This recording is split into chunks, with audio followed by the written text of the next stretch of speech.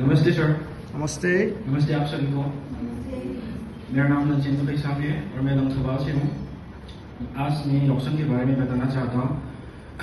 यौक्सम को पूरे भारत में होली कहा जाता है और पूरे भारत में तो होली एक दिन मनाया जाता है और मणिपुर में तो 5 दिन मनाता है। और यौक्सम के पहले दिन में हर मोहल्ले में एक छोटा सा घर बनाता है और उसको आग जलाने के बाद बच्चे लोग घर घर जाकर चंदा मांगता है और आशीर्वाद भी देता हूँ। और बाकी के 4 दिनों में हर मोहल्ले में स्पोर्ट खेलकूद होती है होता है। और उन 4 दिनों में लड़की लोग रास्ते में आकर रास्ते को बंद करके पैसा मांगते हैं और उस पैसे से एक प्रोग्राम बनाता है। उस प्रोग्राम में युवक और युवती हाथ पकड़ के नाचते हैं। उसको हम मणिपुरी भाषा में थावल जोंगो और मलाई डांस कहा जाता है। धन्यवाद सर। Please begin.